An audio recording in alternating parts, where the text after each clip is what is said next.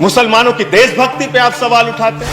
आप जानना चाहते हैं मुसलमानों का इतिहास, तो पढ़िए शहीद अशफाकुल्लाह को। जब फैजाबाद की जेल में उनको फांसी के फंदे पर ले जाया जा रहा था, उनसे पूछा गया आपकी कोई अंतिम इच्छा, तो उन्होंने कहा कुछ आरजू नहीं है, बस आरजू है इतनी, रख दे जरा से कोई खाके वतन कफन पे। यह है मुसलमानों का इतिहास पढ़ लेना। लेकिन आपको तो दाढ़ी से आपत्ति हो जाती है, टोपी से आपत्ति हो जाती है।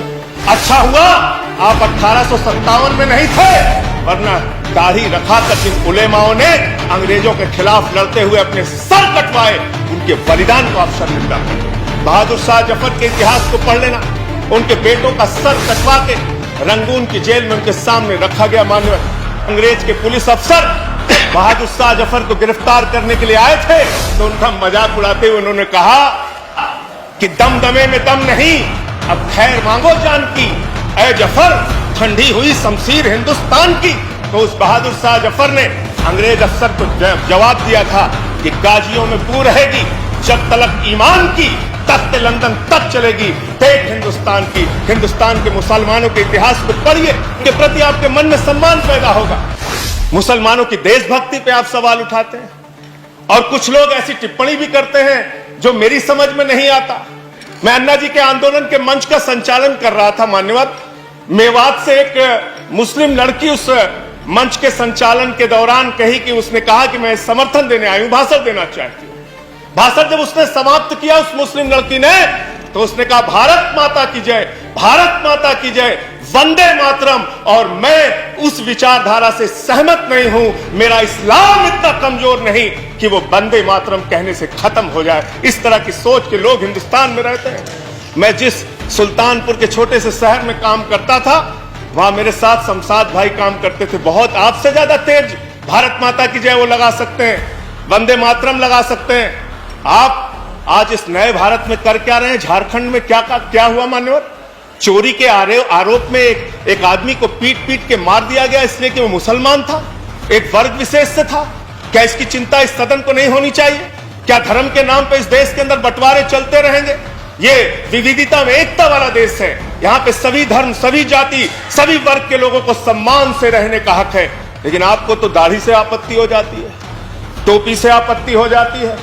अच्छा हुआ आप 1857 में नहीं थे, वरना दाढ़ी रखाकर जिन उलेमाओं ने अंग्रेजों के खिलाफ लड़ते हुए अपने सर कटवाए, उनके बलिदान को आप शर्मिंदा करते, उनके बलिदान को आप शर्मिंदा करते। आप जानना चाहते हैं मुसलमानों का इतिहास, तो पढ़िए शहीद अशफाकुल्लाह को। जब फैजाबाद की जेल में उनको फांसी के फंदे पर ले जाया जा रहा था, उनसे पूछा गया आपकी कोई अंतिम इच्छा, तो उन्होंने कहा कुछ आरजू नहीं है, बस आरजू है इतनी, रख दे जरा से कोई खाके वतन कफन पे। यह है मुसलमानों का इतिहास पढ़ लेना। बहादुर शाह जफर के इतिहास को पढ़ लेना।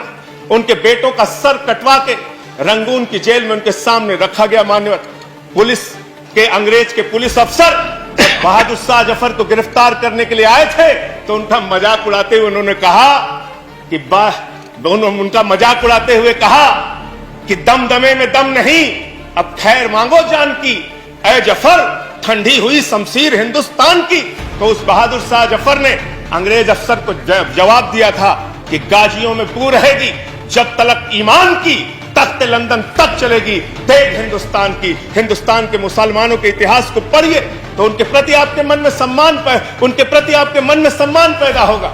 और ये दाढ़ी और टोपी से और वंदे मातरम लगाने से और अल्लाह अकबर कहने से किसी का धर्म अगर कमजोर हो जाता है, तो माफ कीजिएगा, आपका धर्म, आपके धर्म की व्याख्या बहुत कमजोर है। हिंदू धर्म जिसको हम मानते हैं, वो हिंदू धर्म तो कहता है वसुधैव कुटुंबकम, पूरा विश्व हमारा परिवार है। और आप भारत माता की जय लगाते हैं, आप भी जोर से लगाते हैं भारत माता की जय, हम भी जोर से लगाते हैं भारत माता की जय। लेकिन मुझे बताइए, दुनिया में कौन सी ऐसी माँ है जो अपने बच्चों में भेद करती है?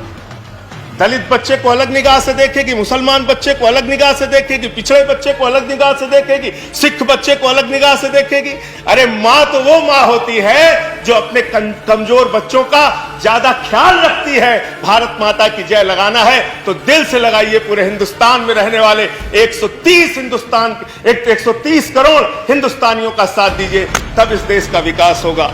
चमन में इख्तलाते रंगे बू से बात बनती है, चमन में एक तलाते रंग बू से बात बनती है, हम ही हम हैं तो क्या हम हैं, तुम ही तुम हो तो क्या तुम हो। इस बदलिए, इस धारणा को बदलिए, इस विचारधारा को बदलिए।